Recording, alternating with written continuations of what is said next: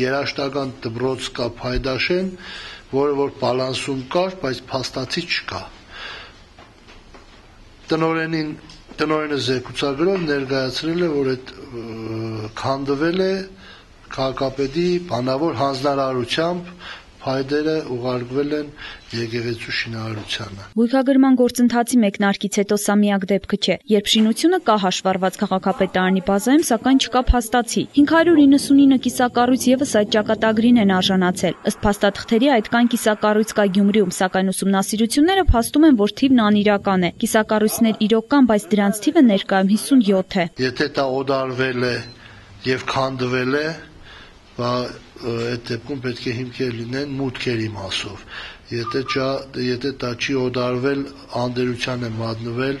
անփութության խնդիր կա։ Խնդիր ներկայում կա, քանի որ 1988 թվականի երկրաշարժից հետո Գյումրիում լայնածավալ աշխատանքներ մեկնարկեցին։ Ռուսական կազմակերպությունների կողմից սակայն Մուշ 1, Մուշ 2, Շերամ 1 եւ Շերամ 2 թաղամասերում սկսված շինաշխատանքները դադարեցին 2002-ից 2003 թվականներին։ Կառուցված երկհարկանիների եւ եռահարկերի բնակարանները զուրկ էին միայն կոմունալ հարմարություններից։ Թալաներել է տարել են, դա փաստ է,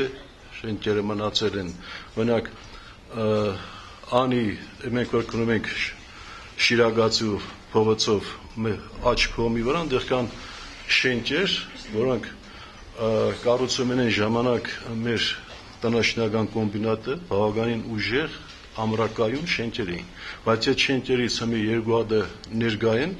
մնացածը քանդել են։ Կիսակառույցներից շատերը թալանվել են, մոտ 200 շենք էլ քանդվեց Մուշ թաղամասում շինարարական աշխատանքներ սկսելու համար։ Փաստաթղթային համապատասխան ձևակերպում, սակայն ոչ մի կառույցի կողմից չի եղել, ինչն էլ դարձել է ստեղծված վիճակի պատճառ։ Բալանս ընդունել ենք փաստաթղթում, այսինքն փաստաթղթեր, որոնք նշում են այդ շենքերի մասին, փաստացի վիճակը այն է, որ դա չկա։ Դրա համար մենք փաստագրում ենք, որպեսզի հետագայում տարաձայնություններ չառաջանան։ Հետագա թալանից խուսափել էլ չի լինի, քանի որ վերահսկողություն մնացած շինությունների վրա սահմանելն անհնար է։ Պատասխանատուները միակ ելքը տեսնում են եղած 57 բնակարանի վերակառուցմամբ, ինչով լուծում կստանա նաև անօթևանության խնդիրը։ Սակայն գումարային հատկացում Հայաստանի Հանրապետության կառավարության կողմից չկա, թեև քաղաքաշինության նախարարությունը խնդրին տեղյակ է։ Եթե գումար չտվին այդ շենքերը մնացին այդ վիճակում, չես կարող պահել։ Գիշերով կգան կտանին։ Դե հիմնականում աշխատանք չունին, բան չունին,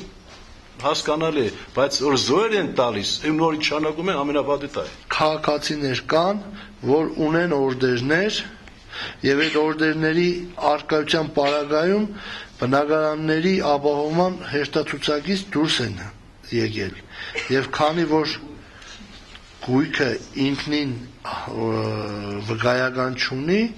այդ քաղաքացիները մնացել են օդի մեջ։ Գույքագրումը դեռևս ընթացքի մեջ է, փոխքաղաքապետ Գուրգեն Մալխասյանը չի բացառում, որ հետագայում եւս շենքերի թվային եղած պատկերը կարող է փոխվել։ Նոր կիսակառույցների հայտնաբերման դեպքում էլ միակ լուծումը վթարավտանգները քանդելն է, ամուր հիմքերովն էլ վերակառուցելը։ Հեղինե Մանուկյան, Արթուր Մարգարյան, Ազդարար։